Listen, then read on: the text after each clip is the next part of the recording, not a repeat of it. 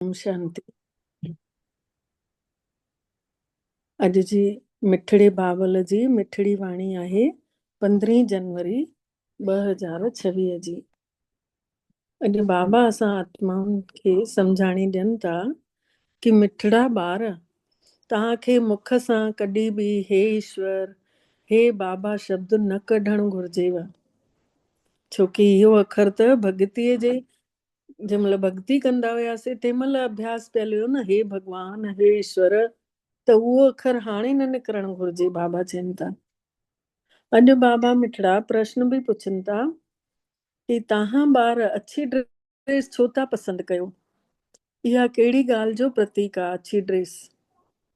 त बाबा उत्तर में चवनि था, तव्हां हिन महिल हिन पुराणे संसार खां जीअरे ई ॼणो मरी विया आहियो, कंहिंमें बि मोह ई कान अथव, आकर्षण ई कान अथव, त इन्ही करे तव्हांखे अच्छी ड्रेस वणेव थी।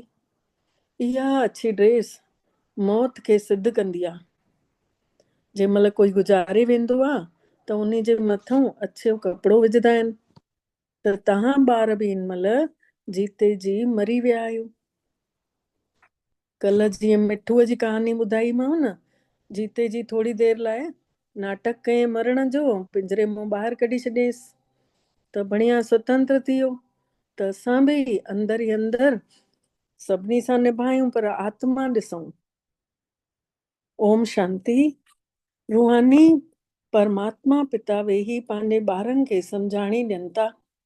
रूहानी अखर न चई करे छड़ो बाबा बि चऊं न, पीउ बि चऊं तॾहिं बि ठीकु आहे। परमात्मा वेही पंहिंजे बचड़नि खे सम्झाइनि था। सभु पंहिंजे पाण खे ॿाहिरि ॿाहिरि त चओ ई था, त बाबा वेही सम्झाणी ॾियनि था ॿारनि खे। सभिनी खे त न सम्झाईंदा हूंदा, सभु पंहिंजे पाण खे ॿाहिरि ॿाहिरि चवंदा ई आहिनि।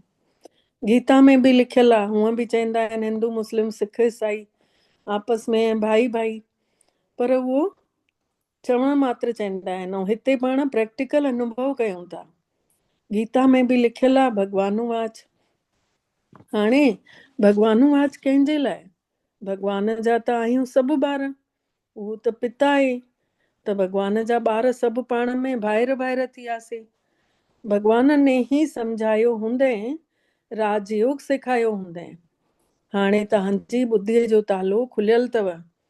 दुनिया में ॿियो कंहिंजा बि अहिड़ा ख़्याल न हली सघंदा आहिनि जीअं तव्हांजा हलंदा आहिनि। जंहिंखे जंहिंखे परमात्मा जो परिचय मिलंदो वेंदो, संदेश मिलंदो वेंदो, उहे हिन स्कूल में ईंदा वेंदा, पढ़ंदा वेंदा, सम्झंदा। प्रदर्शनी त ॾिठीसीं, वञी करे कुझु घणो अञा ॿुधी चऊं।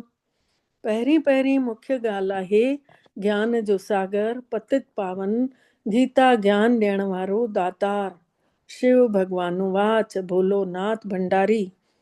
पहिरियों पहिरियों उन्हनि खे इहो पतो त पए दुनिया वारनि खे कि हिननि खे सेखारण वारो, हिननि खे सम्झाइण वारो केरु आहे। उहो त सभिनी आत्माउनि जो पिता, परम पिता, ज्ञान जो सागर, निराकार आहे। इहा त ॻाल्हि आहे सची।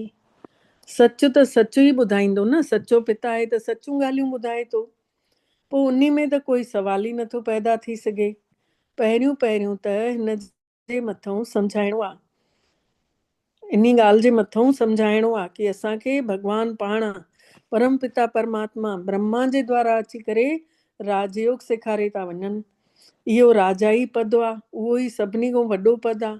पर जंहिंखे विश्वास हूंदो कि सभिनि जो पिता उहो आहे, सॼे लौकिक पार दुनिया जो पिता, पार लौकिक पिता वेही असां आत्माउनि खे सम्झाणी ॾियनि था। उहो ई सभिनी खां वॾी अथॉरिटी आहे, सर्वशक्तिवान आहे। पोइ ॿियो त कोई प्रश्न थी नथो सघे। उहो आहे पतित पावन। त जॾहिं उहो हिते अचनि था त ज़रूरु पंहिंजे टाइम ते ई ईंदा हूंदा न। जॾहिं 5000 साल में संगम युग शुरू थो थिए तॾहिं बाबा ईंदा हूंदा। उन युग जो नालो बि संगम थो पए। त तव्हां ॾिसो बि था कि इहा उहा ई महाभारत लड़ाई आहे। विनाश खां पोइ वरी सां शांति जो संसार त थियणो ई आहे। हिन महिल आहे अशांत दुनिया, कोई दुखी पिया आहिनि, कोई अशांत पिया आहिनि, कोई उदास पिया आहिनि। इहो माण्हू ॼाणनि ई कोन था कि भारत में चारों तरफ़ शांति ई शांति हुई। कुछ बि बुद्धि हलेनि ई कान थी। छोकी बुद्धि इन करे नथी हलेनि छोकी विकारनि में फाथल आहिनि।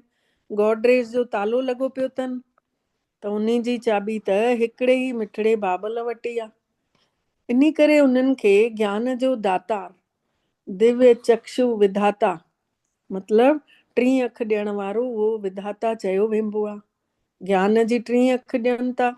इहो उहे ई सभिनी खां वॾी अथई। गीता गीता ज्ञान दाता चयो वियो आहे। दिव्य अख ॾियण वारो, आत्मा जो ज्ञान ॾियण वारो विधाता चयो वियो आहे। जंहिंजी छठी थींदी आहे त चईंदा आहिनि विधाता अंग लिखण आयो आहे। त उन आत्मा परमात्मा आत्मा जे लाइ ईंदो आहे ऐं उन जो त पहिरियों सां ई रचे छॾियो अथई तोखे हिन जॻह ते वञिणो अथई। त पर दुनिया वारा नथा ॼाणनि न, इन करे चईंदा आहिनि छठी ॾींहुं आयो आहे विधाता अंग लिखण। ऐं ज्ञान जी टी अख जंहिं महिल मिले थी असां आत्माउनि खे, इहो त कंहिंखे ख़बर ई कान्हे कि हिननि खे भॻवानु अचेनि थो पियो पढ़ाइण। सम्झनि था हे दादा आहे ब्रह्मा बाबा खे, पोइ टोका कनि था, कुझु न कुझु ॻाल्हाइनि था। इन करे पहिरीं ॻाल्हि त इहा ई सम्झायो कि हिन में लिखियल बि अथव शिव भॻवानु वाच। पहिरीं ॻाल्हि इहा ई सम्झायो। उहो आहे ई सच। बाबा सम्झाणी था ॾियनि कि मां पतित पावन शिव आहियां।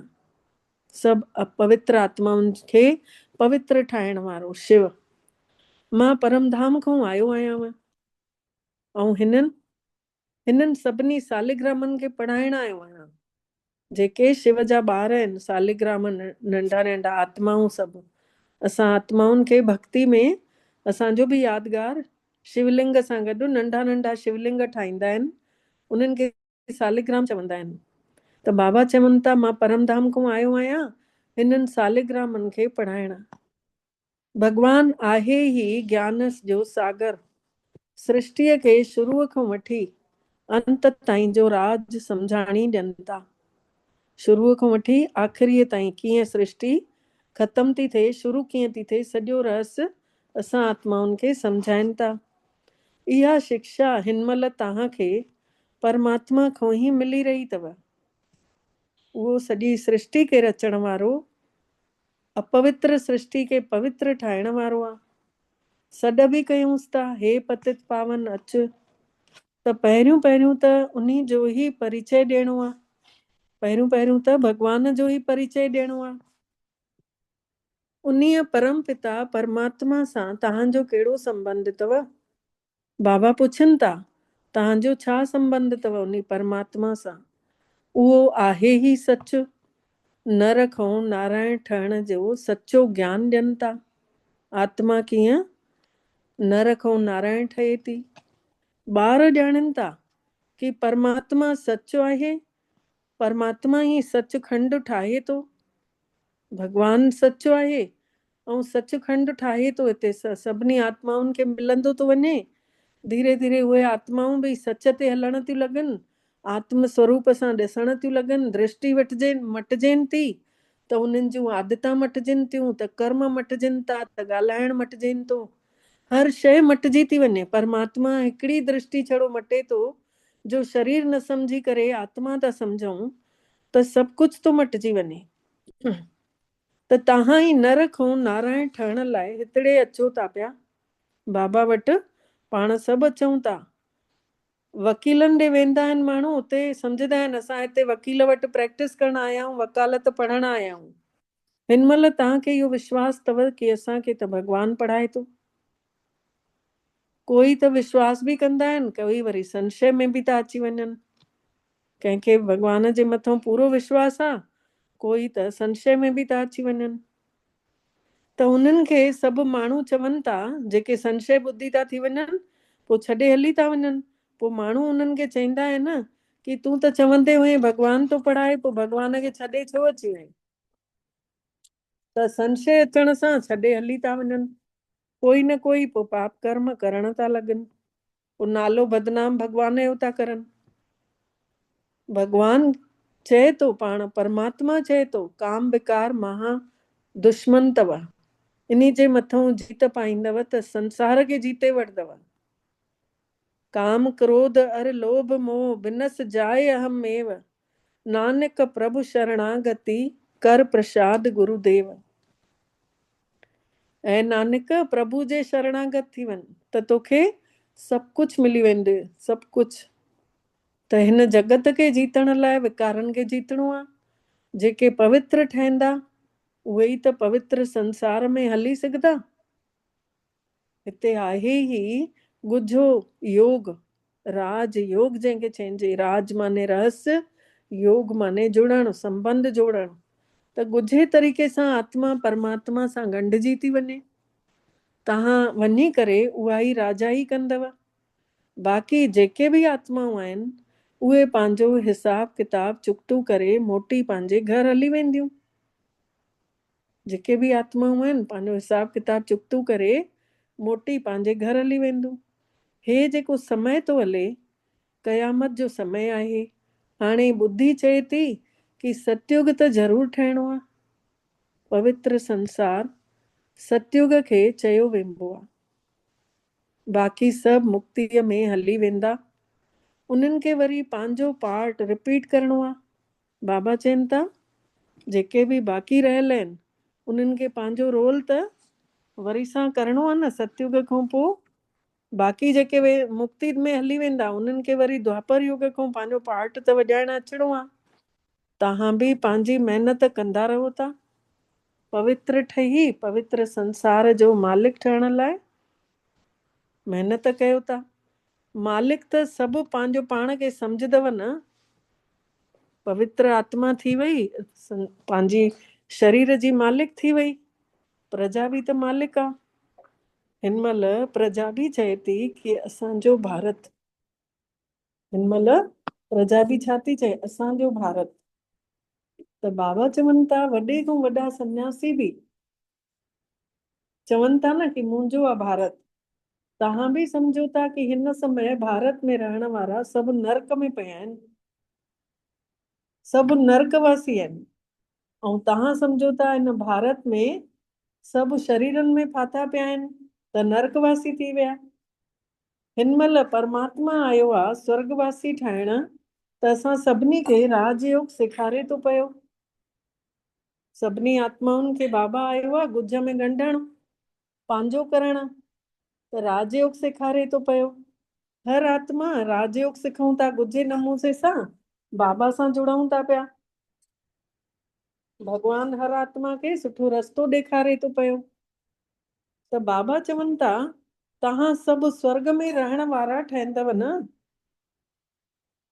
स्वर्ग में रहण वारा न ठहंदव। बाबा सम्झाणी था ॾियनि। जॾहिं भक्तीअ जा वेद शास्त्र सभु पढ़ण सां ॾाकण लहंदे आया आहियो, इहे सभु अथव भक्तीअ जो रस्तो। बाबा चवनि था मूंखे ई अची करे सभिनी भगतनि खे फल ॾियणो आहे। असां सभिनी खे बाबा खे फल ॾियणो अथसि, असांखे ताक़त भरणी अथसि, पंहिंजो करिणो अथसि ऐं सेखारिणो अथसि कि मुंहिंजा ॿार तव्हां ॾिसो काथे पिया हुयव। मेजॉरिटी भगतनि जी त आहे संसार में, वधीक में वधीक ॿार ज्ञानी थोड़ी आहिनि, भगत वधीक आहिनि। भक्ति ऐं ज्ञान में केॾो फ़र्क़ु आहे। तव्हांजे मुख मां कॾहिं बि हे भगवान, हे ईश्वर, इहे शब्द न निकिरणु घुरिजनि। तव्हांजे मुंहं मां इहे शब्द न निकिरंदव, छोकी भक्ति ऐं ज्ञान में फ़र्क़ु नज़र अची वियो आहे। माण्हुनि खे 2500 सालनि जो अभ्यास थी वियो अथनि न हे भगवान चवण जो, हे ईश्वर चवण जो। तव्हां ॼाणियो था कि हो त असांजो पिता आहे, परम पिता त असांजो पिता आहे ऐं असांखे वरसू ॾियणु आयो आहे। तव्हांखे पोइ हे बाबा थोरे ई चइणो आहे। बाबा खां त तव्हांखे वरसो वठिणो अथव न। बाबा चवनि था तव्हांखे त मांखां वरसो वठिणो अथव न। बाबा खां त पहिरियों त इहो निश्चय खपे न बाबा खे कि असां बाबा खां असांखे वरसो मिले थो, इहो विश्वास खपे न। विश्वास ई न हूंदो त पोइ छा असां वरसो कीअं वठंदासीं। पीउ पंहिंजे ॿारनि खे वरसो ॾियण जो अधिकारी ठाहिण आयो आहे। बाबा असां आत्माउनि खे पंहिंजो हक़ ॾियण आयो आहे। असां सभु अधिकार था वठूंसि बाबा खां। त इहो त सचो पिता आहे न। बाबा ॼाणनि था कि हे मुंहिंजा ॿार आहिनि, जंहिंखे मां ज्ञान अमृत रोज़ रोज़ पीआरियां थो पियो। ज्ञान जी चिता ते विहारे घोर निंड खां मां जाॻायां थो पियो ॿारनि खे। जाॻनि था पोइ वरी स्वर्ग में वठी थो वञनि। आत्मा सम्झनि था त पोइ आत्मा सां कमाई जमा थी थिए ऐं स्वर्ग ॾे हलूं था। सुख शांति हिते ई थी महसूस थिए पई। बाबा ने सम्झाणी ॾिनी अथई आत्माऊं हुते शांति धाम ऐं सुख धाम में रहनि थियूं। सुखनि जो धाम चयो वेंदो आहे शांतीअ जे संसार खे, जाते देवी देवताऊं आहिनि ऐं सभु आत्म स्वरूप में आहियूं। कोई कंहिंखे दुखाए नथो, कोई कंहिंखे चिल्लाए नथो, सभु कोई मुस्कुराइनि था, हर कोई आत्मा स्वरूप में।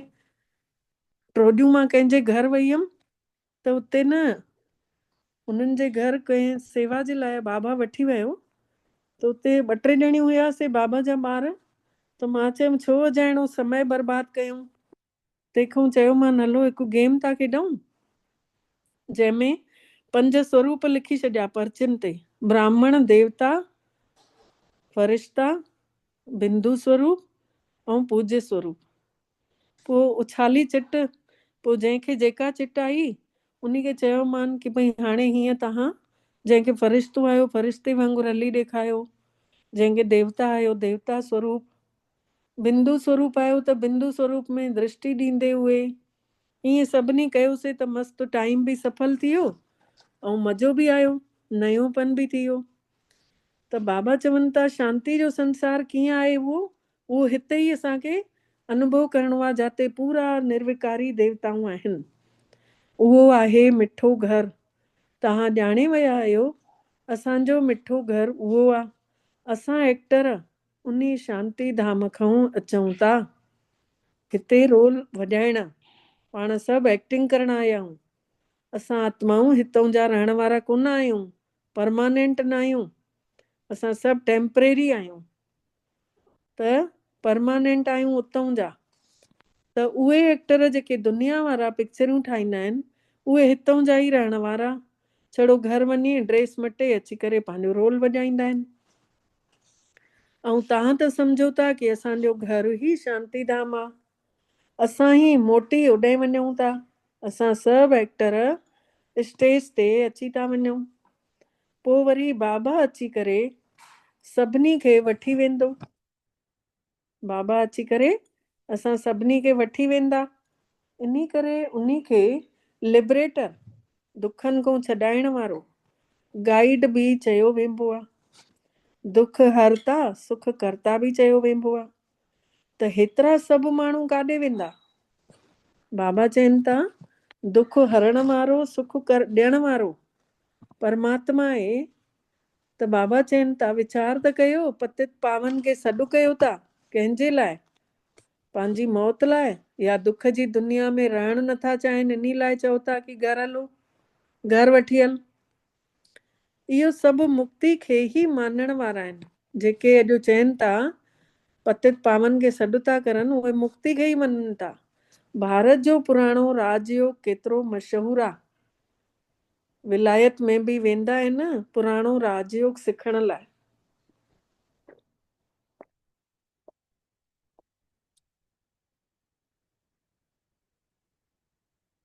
कल्ह ई हिकिड़ो ॾिसां पई कि मोदी ने कंहिंखे राष्ट्रीय पुरस्कार ॾिने, कंहिं लेडी खे।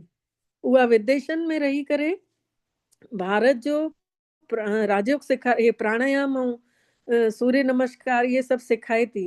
ऐं उतां जी विदेशी महिला पंहिंजो पाण खे ठीकु कयो आहे। 101 साल जी हुई ऐं पाण इंडिया आई आहे, उहो पुरस्कार वठी वई आहे। त उन जो सम्मान कयो अथईं कि भारत जी इहा पुराणी पद्धति खे उन विदेशनि में बि क़ाइमु रखियो अथईं, केतिरनि खे निरोगी ठाहियो अथईं। त बाबा चवनि था कि विलायत में बि वञनि था माण्हू पुराणो राजयोग सिखाइण। सेखारणु। वास्तव में उहे त राजयोग ॼाणनि ई कोन था। सचो राजयोग छा आहे उहे त ॼाणनि ई कोन था। उन्हनि जो योग त ग़लति आहे। उहो त शरीर खे स्वस्थ रखे थो। इन करे तव्हांखे वञी करे उते सचो राजयोग सेखारणो अथव।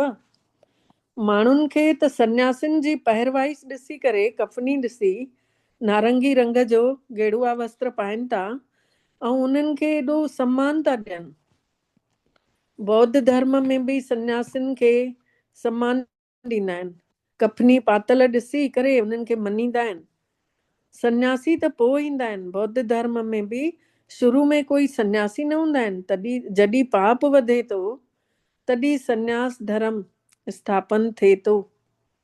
शुरू में त उहे आत्माऊं मथों अचनि थियूं, उन्हनि जी संख्या अचे थी। शुरू में सन्यास सेखारे करे छा कंदा? सन्यास त पोइ थींदो आहे। या त हिते बि कापी हितां ई कापी करनि था।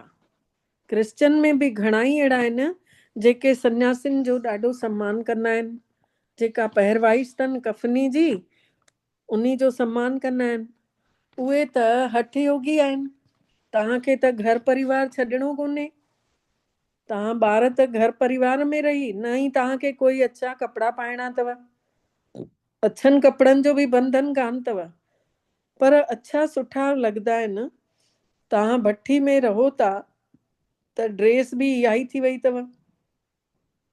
जंहिं महिल भट्ठी में वेंदा आहियूं त अच्छा लटा ई खणी वेंदा आहियूं। अॼुकल्ह अछो रंग ॾाढो पसंदि करनि था। माण्हू कोई गुज़ारे वेंदो आहे तॾहिं बि अछी चादर उन्हनि खे पाराईंदा आहिनि। गुज़ारे वेंदो आहे त कोई मथों विझंदा आहिनि। तव्हां बि हाणे मर्जी वारा ठही विया आहियो। जीते जी त्याग कयो अथव। देही अभिमान छॾियो अथव। देही अभिमानी ठही विया आहियूं। अच्छी ड्रेस त सुठी आहे न थारूं।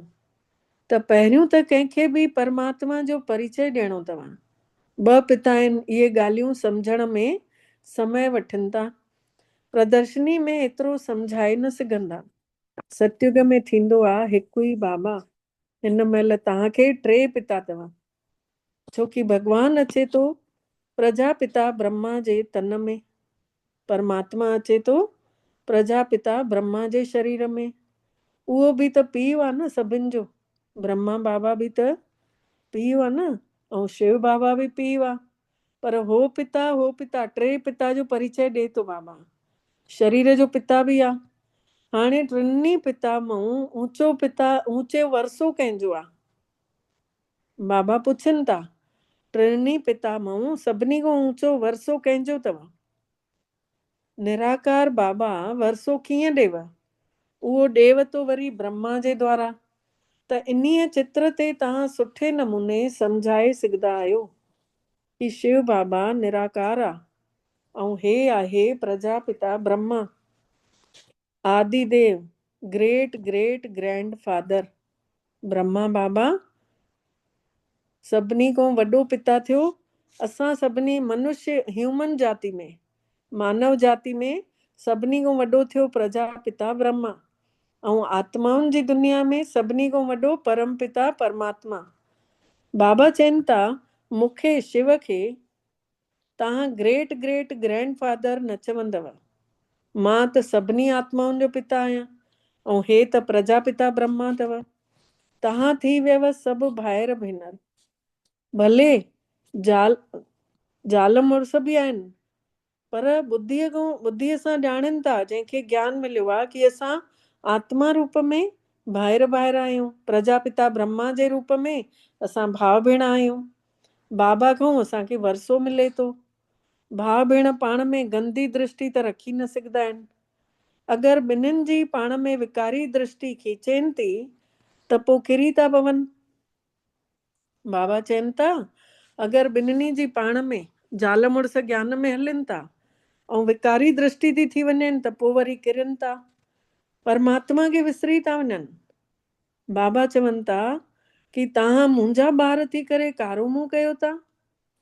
बेहद जो बाबा परम पिता परमात्मा ॿारनि खे वेही सम्झाइनि था कि तव्हांखे त हे नशो चढ़ियल अथव।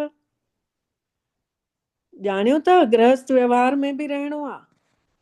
जेके मिट माइट आहिनि उन्हनि खे बि त मुंहुं ॾियणो आहे, तोड़ निभाइणी आहे सभिनी सां। त बाबा चवनि था कि शरीर जो पिता खे त तव्हां पिता चईंदव न, लेकिन उन्ही खे त तव्हां भाव न चईंदव, शरीर जे पिता खे त भाव न चईंदव। ऑर्डिनरी में पीउ खे पीउ ई चवंदव न। ॿुद्धीअ में अथव न कि हे असांजो शरीर जो पिता आहे, ज्ञान त अथव न। हे ज्ञान ॾाढो विचित्र आहे। अॼुकल्ह करे नाला बि रखी था छॾनि, पर कोई ॿाहिरों अचे थो, ॿाहिरों माण्हू जे साम्हूं अगरि भाव चई छॾ त माण्हू उहे छा सम्झंदा कि हिननि जो मथो फिरी वियो अथनि छा। ज़ाल मुड़ुस आहिनि ऐं ज्ञान में हलनि था, ऐं ॿिए कंहिं ॿाहिरे माण्हू जे साम्हूं चयूंसि कि भई हा भई तूं हे भाई जी तव्हां हे करे अचिजो, त बाबा चवनि था उहो जेको थर्ड पर्सन आहे उहो चईंदो न कि हे छा थी चए पई, हिन मथो ख़राबु थियो अथसि छा, हिन जो त हे घोटु आहे, या हिनखे कीअं थी चए। त बाबा चवनि था हिते बि गृहस्थ में बि तव्हांखे ॾाढो युक्तिअ सां हलणो अथव, ध्यानु ॾेई हलणो अथव।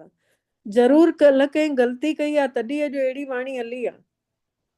तव्हांजो हे गुप्त ज्ञान आहे, गुप्त संबंध अथव, इन में ॾाढो युक्तिअ सां हलणो अथव। लेकिन हिक ॿिए खे सम्मान ॾियणु सुठो अथव, हिक ॿिए खे सम्मान ॾींदव त सुठो अथव। लेकिन लौकिक सां बि त तोड़ निभाइणी अथव, परिवार सां बि त तोड़ निभाइणी आहे न। बुद्धि हली वञणु घुरिजे मथे परमात्मा ॾे। असां बाबा खां वरसो वठी रहिया आहियूं, परमात्मा खां। बाक़ी त चाचो मामो काको, पीउ खे पीउ चइणो पवंदव, चाचे खे चाचो चइणो पवंदव। जेके ब्रह्मा कुमार ब्रह्मा कुमारियूं न ठहिया आहिनि उहे त भाउ भेण न सम्झंदा। जेके ब्रह्मा कुमार ब्रह्मा कुमारियूं आहिनि उहे इन्हनि ॻाल्हियुनि खे सम्झी वेंदा। ॿाहिरों वारा ॿुधी करे त चमकदा न, ॿाहिरों वारा इहे ॻाल्हियूं ॿुधंदा त उन्हनि खे त दिमाग़ ठनकदुनि न कि इहे छा था चइनि पिया। चाचे खे बि भाउ थी चए त उन मामे खे बि भाउ थी चए। इन में सम्झण जे लाइ ॾाढी सुठी बुद्धि घुरिजे। भॻवानु आयो आहे असां ॿारनि जी बुद्धीअ खे विशाल बुद्धि ठाहिनि था। तव्हां पहिरियों हद में पिया हुयव, हाणे ॿुधी वञेव थी तव्हांजी बेहद में, आत्माउनि ॾे। असांजो पिता बि बेहद जो पिता आहे, सभिनी आत्माउनि जो पिता आहे। असां सभु हे सभु असांजा भाइर भेनर आहिनि। परिवार में जेके बि ब्राह्मण परिवार आहे या जेके बि लौकिक बि आहिनि, असां अंदर में सम्झूं न कि हे असांजा आत्मा रूप में भाइर आहिनि। कंहिंखे चई छो ॿुधायूं कि हे मुंहिंजो भाउ आहे। बाक़ी संबंध में त नुंहं खे नुंहं, ससु खे ससु ई चवंदव न, भेण थोड़ी चवंदव। अचनि त ॿई था ज्ञान ॿुधण, ससु नुंहर ॿई थियूं अचनि, पर घर में रहण सां बाबा चवनि था तरीक़े सां हलणो पवंदव। माण्हुनि खे बि ॾिसणो पवंदो आहे, दुनिया समाज सां के विच में रहूं था त उन्हनि खे ॾिसी करे हलणो पवंदो आहे। न त माण्हू चवंदा हीअ पंहिंजे मुड़ुस खे भाउ थी चए, ससु खे भेण थी चए पई, हे छा सिखनि था पिया। इहे ज्ञान जूं ॻाल्हियूं त तव्हां ई सम्झो न, न ॼाणे ॿियो कोई। चवनि था कि तव्हांजी गतमत तूं ई ॼाण, बाबा तुंहिंजी गतमत तूं ई ॼाण। हाणे तव्हां उन जा ॿार ठहिया आहियो त तव्हांजी गतमत त तव्हां ई ॼाणियो न। बाबा चवनि था हाणे तव्हां उन जा बच्चा ठही वियो त हाणे तव्हांखे बि पतो पइजी वियो कि बाबा जी मत छा थी चए, श्रीमत छा थी चए, ऐं उन जी गति छा थी चए, उहो काॾे वञण लाइ चए थो। तव्हां उन जा ॿार ठहिया आहियो त तव्हां सम्झी विया आहियो कि हाणे असांखे वॾो संभली करे हलणो आहे, काथे कोई बि मुंझे न। त प्रदर्शनी में बि तव्हां ॿारनि खे पहिरियों पहिरियों इहो ई सम्झाइणो अथव कि असांखे पढ़ाइण वारो भॻवानु आहे। हाणे ॿुधायो उहो केरु आहे। बाबा चवनि था असांखे पढ़ाइण वारो उहो भॻवानु आहे, त हाणे ॿुधायो उहो केरु आहे, निराकार शिव आहे या श्री कृष्ण आहे। शिवरात्रि खां पोइ ईंदी आहे श्री कृष्ण जन्माष्टमी, छोकी परमात्मा अची राजयोग सेखारे थो, पोइ अची श्री कृष्ण खे ओड़ी महिनत उन आत्मा खे कराए थो जीअं उहा श्री कृष्ण वञी ठहे थो। त ॿारनि जी ॿुद्धीअ में त इहो सॼो ज्ञान अची वियो आहे न।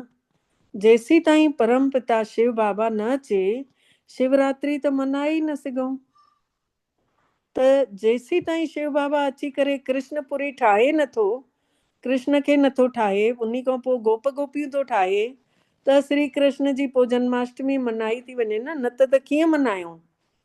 श्री कृष्ण जो जनम त मनाइनि था, पर सम्झनि थोड़ी था कि श्री कृष्ण राजकुमार हुयो, उन्हीअ महिनत कई तॾहिं श्री कृष्ण ठहियो, त ज़रूर सतयुग जो राजकुमार हूंदो न।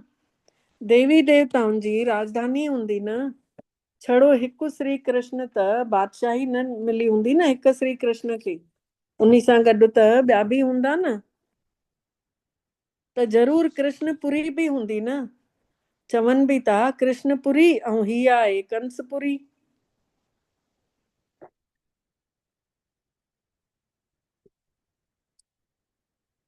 हाणे असांजे लाइ कंसपुरी ख़तम थी वई, असां सभु कृष्णपुरी में शुरूआत थी वई आहे, असां सभु पेर रखी चुकिया आहियूं, धीरे धीरे ठहूं था। कंसपुरी जेके आदितियूं हुयूं आसुरी संस्कार ख़तम थी विया, कृष्णपुरी जी स्थापना हले थी पई। त बाबा चवनि था कि ॾिसो थिए बि भारत में ई थी, नए संसार में थोड़े ही ईअं कंस हूंदा, नए संसार में कंस न हूंदा, कंसपुरी चइबो आहे कलयुग खे। ऐं हिते ॾिसो केतिरा माण्हू आहिनि, सतयुग में केतिरा थोरड़ा हूंदा आहिनि, देवताउनि जी त काई लड़ाई ई कोन्हे। कृष्णपुरी चऊं या विष्णुपुरी चऊं या दैवी संप्रदाय चऊं, आसुरी संप्रदाय त हिते आहे न। त बाबा चवनि था उते असुर ऐं देवताउनि जी कोई लड़ाई कोन्हे, लेकिन शास्त्रनि में ॾेखारियो अथऊं न कि असुर ऐं देवता पाण में विढ़िया कीअं, इते ई पाण अंदर युद्ध हलियो, पंहिंजे ई आसुरी संस्कारनि जे मथां लड़ाई हली कि आत्मा ने दैवी गुण सां जीते वरितई आसुरी अवगुणनि खे। बाक़ी न देवताउनि जी लड़ाई थी, न असुरनि जी लड़ाई थी, न कौरवनि जी थी, न पांडवनि जी थी। तव्हां रावण जे मथां जीत पाती अथव। परमात्मा चवनि था हिननि पंजनि विकारनि जे मथां जीत पायो त तव्हां जगत खे जीते वठंदव। पंज विकारनि जे मथां जीत पायो त संसार खे जीते वठंदव। इन में कोई विढ़ण जिड़ण जी ॻाल्हि कोन्हे। लड़ाईअ जो नालो खणूं था त सम्झो हिंसा थी वई। रावण जे मथां जीत पाइणी आहे विकारनि जे मथां, पर शांतीअ सां। छड़ो परमात्मा खे यादि करण सां असांजा विकर्म विनाश था थियनि, लड़ाईअ जी त काई ॻाल्हि ई कान्हे। बाबा चवनि था तव्हां तमो प्रधान थी विया आहियो, हाणे तव्हांखे सतो प्रधान ठहिणो अथव। भारत जो पुराणो राजयोग मशहूरु अथव। बाबा चवनि था मूंसां गॾु बुद्धीअ जी तार जोड़ियो त तव्हांजा पाप ख़तम थी वेंदव। मूंसां बुद्धीअ जी तार जोड़ियो, बुद्धि साफ़ थींदी वेंदी ऐं बाबा ॾे खिचंदी वेंदी। कोई ॻाल्हियूं न हूंदियूं, मन में कोई क्लेश न हूंदो, मन जी तार पंहिंजो पाण परमात्मा सां जुड़ियल मिलंदी। बाबा आहे पतित पावन, उन्ही सां बुद्धीअ जी तार जोड़नी आहे, तॾहिं त तव्हां पतित खां पावन थी वेंदव।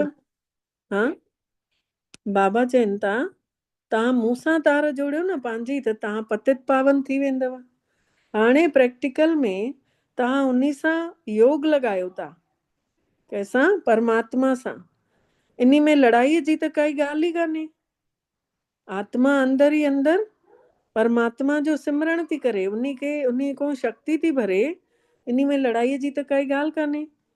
जेके सुठे नमूने पढ़ंदा उहे परमात्मा सां योग में बि जुड़ंदा, उहे ई भॻवान खां वरसो बि पाईंदा। अच्छा, बाबा जो यादि प्यार।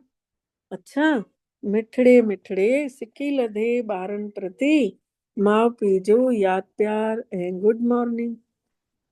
रूहानी बाबल जी रूहानी ॿारनि खे नमस्ते। ऐं असां रूहानी ॿारनि जी बि रूहानी मिठड़े बाबल खे दिल जो यादि प्यार गुड मॉर्निंग। ते बाबा नमस्ते। ते शुक्राना बाबा, तव्हांजा बारंबार दिल सां शुक्राना जे तव्हां असांखे पंहिंजो कयो।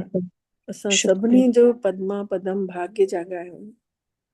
सार आहे, पहिरियों पॉइंट आहे आत्मा रूप में। बाबा ने चयो अथई भाव भाव जी दृष्टिअ जो अभ्यास कंदे पंहिंजे जेतिरा बि घर में अथव मिट माइट लौकिक बंधननि सां तोड़ निभाइणी अथव।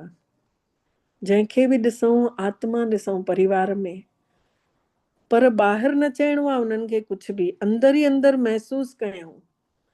इहो युक्तिअ सां हलणो आहे, विकारी दृष्टि बिल्कुलु न वञणु घुरिजे।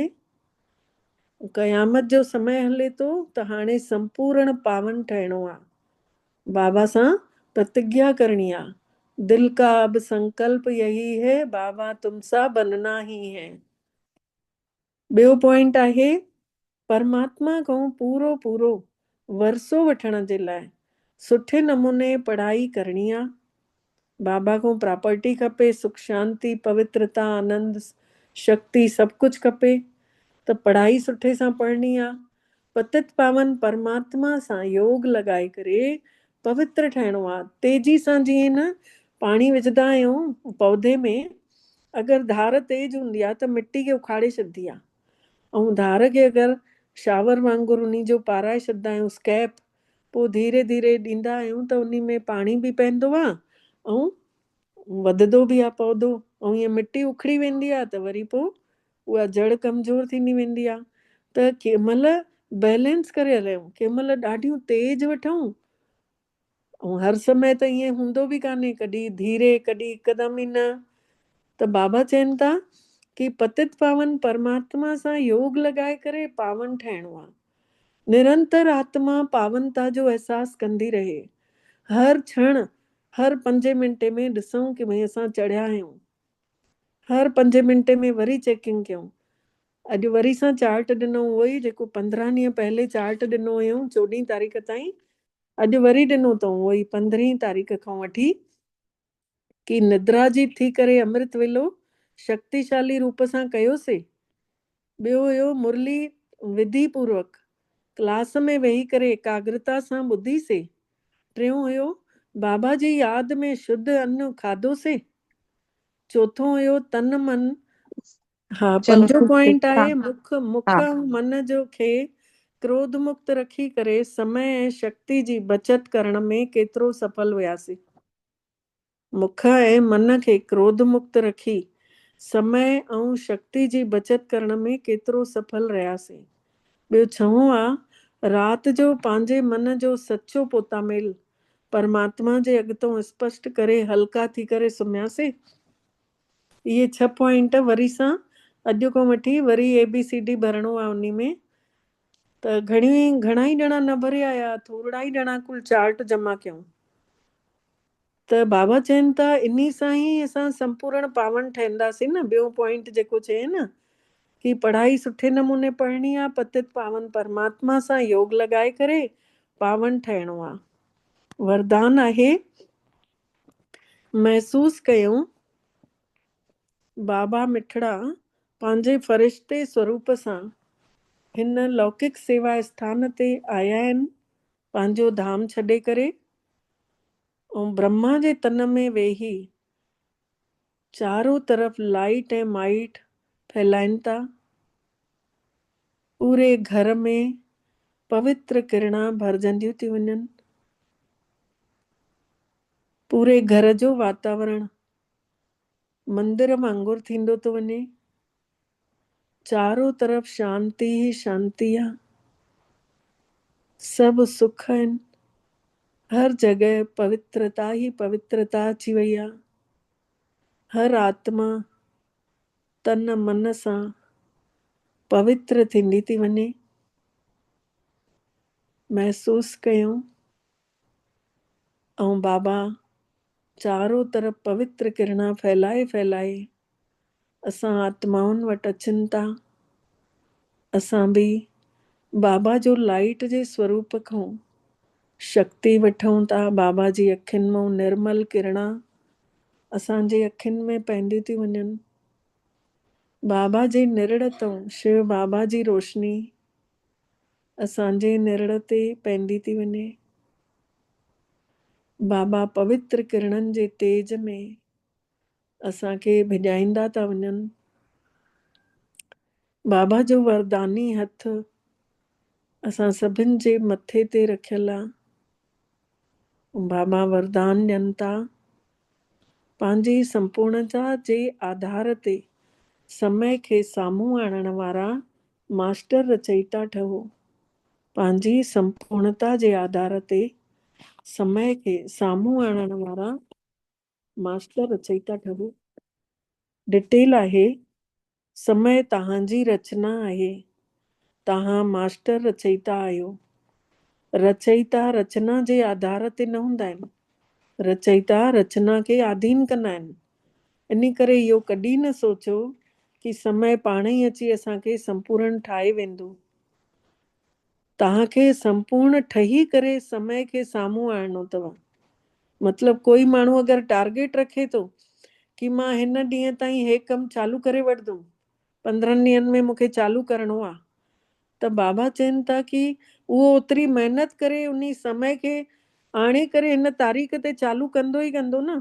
ईअं ई तव्हांखे बि उहे गुण, उहे पवित्रता, उहे शक्तियूं सभु भरपूर करे पंहिंजे दैवी गुणनि सां संपूर्णता खे ठही करे ऐं समय खे साम्हूं आणणो अथव। जीअं कोई बि विघ्न ईंदो आहे त उन महिल उन समय थी वेंदो ज़रूरु, लेकिन समय खां पहले परिवर्तन जी शक्ति सां उन खे बदिलणो पवंदो, तॾहिं उन जी प्राप्ति असांखे थींदी। समय विघ्न खे हटाइण लाइ त समय जे आधार ते अगरि असां बदिलियासीं त उन जी प्राप्ति त असांखे न मिलंदी। ऐं पहिरियों असां मटिजी वियासीं, समय खे साम्हूं आणे वरितोसीं, समय खां पहले संपूर्ण थी वियासीं, त उन जी प्राप्ति असांखे मिलंदी। स्लोगन आहे, कर्म ऐं योग जो बैलेंस रखण वारा ई सच्चा कर्मयोगी आहिनि। कर्म हथ सां कयूं, यादि ॿुद्धीअ में हलंदी रहे, मन में हलंदी रहे, ॿिन्हिनि जो बैलेंस, तॾहिं सच्चा कर्मयोगी चवराइजंदासीं। अव्यक्त इशारे जो पॉइंट आहे, हिन अव्यक्त महीने में बंधन मुक्त थी करे जीवन मुक्त स्थितिअ जो अनुभव कयो। जेसी ताईं कर्मेंद्रनि जो आधार अथव त कर्म त करिणो ई आहे, लेकिन कर्म बंधन न, कर्म संबंध। जीवन मुक्त अवस्था मतलब सफलता भी ज्यादा ऐं कर्मनि जो बोझ भी न चढ़ेव। त जेके मुक्त आहिनि उहे हमेशह सफलता मूर्त आहिनि। जीवन मुक्त आत्मा हमेशह फलक सां चवंदी न, शुद्ध नशे सां, कि मुंहिंजी त विजय निश्चित आहे, सफलता त मुंहिंजो जन्म सिद्ध अधिकार आहे। जंहिं ॾींहं खां मूंखे बाबा ने आत्मा जो परिचय ॾिनई, पंहिंजो परिचय ॾिनई, उन ॾींहं खां मूंखे महसूस थी वियो कि भई मुंहिंजो त सफलता जन्म सिद्ध अधिकार आहे। मुंहिंजो जनम थियो ऐं मूंखे सफलता मिलणु चालू थी वई, छोकी मां आत्मिक स्वरूप में हर कर्म कयां थी। पहिरियों स्लोगन में चयो अथऊं न कि कर्म योगी जीवन। अच्छा, ओम शांति। हिकु चीज ॿी बि ॿुधी नहीं, उहा बि लॻे थो सभिनी खे ॿुधाइणु घुरिजे। घणनि ई माण्हुनि जो इहो क्वेश्चन हूंदो आहे न कि भई दादियूं त एॾो संपूर्ण थी वियूं, कन्या रूप में हुयूं, त उन्हनि खे एॾियूं बीमारी छो आई, या बाबा खे एॾी बीमारी छो आई। ॾाढनि ॼणनि जो क्वेश्चन थींदो आहे। त हिकिड़ो भाई जी क्लास ॿुधी त उहो ॿुधाए पियो कि जीअं पहिरें ज़माने में द्वापर युग में गांव जो हिकु माण्हू सरपंच चवराईंदो आहे, 100 गांवनि जो माण्हू वॾो सामंत चवराइजंदो हुयो, ऐं 1000 गांवनि जो माण्हू वॾो राजा चवराइजंदो हुयो, ऐं 10,000 गांवनि जो जेको मथां हूंदो हुयो उहो महाराजा चवराइजंदो हुयो द्वापर काल में। ऐं जंहिंजे अंडर में 1 लख गांव हूंदा हुया त उनखे सम्राट चवंदा हुया, ऐं जंहिंजे अंडर में 7 लख गांव हूंदा हुया उनखे चवंदा हुया चक्रवर्ती सम्राट। ऐं द्वापर काल खां युद्ध बि ॾाढा थिया, त जेके युद्ध थिया त उन्हनि में छा थींदो हुयो, वॾो माण्हू ऑर्डर कंदो हुयो सम्राट, त बाक़ी गांव वारा विढ़ंदा हुया वञी करे लड़ायूं, मतिलबु उन्हनि खे युद्ध शुरू थी वेंदो हुयो। मतिलबु ऑर्डर त वॾे ने ॾिने, त उन खां पोइ युद्ध चालू थियो, पोइ बेॾोही बि मारा विया, के ॾोह वारा बि मारिया विया। त उन महिल उहे दादियूं वॾा वॾा सम्राट रहियूं हूंदियूं, चक्रवर्ती सम्राट रहियूं हूंदियूं, उहे आत्माऊं जेके हिन महिल दादियूं ठही आया आहिनि, त उन्हनि जा जेके बेॾोही मरिया त उहे जा चढ़िया न मथां, उहा शइ ॿुधाए पियो उहो भाउ त लॻे पियो की हा इहो चीज थी सघंदी आहे की वास्तव में सभु ॼणा त चकर में ईंदे विया आहियूं। चईंदा त आहियूं सभिनी खे की पूर्व जन्मनि जो आहे, पर पूर्व जन्मनि जो ॾिसो द्वापर काल खां कीअं थो ईंदो वञे। त हिन महिल पाण ॻुझा आहियूं ऐं चमकूं था पिया। जेतिरो पुरुषार्थ कंदे वेंदासीं हीरे वांगुरु चमकदा वेंदासीं। त हीरे खे पोइ काथे मिटीअ में बि रख त चमकदो आहे न, पंहिंजी रोशनी थोरी छॾींदो। उहा शइ ॿुधी त ॾाढो सुठो लॻे पियो सभिनी ताईं इहा ॻाल्हि पहुचणु घुरिजे। ठीकु आहे, ओम शांति।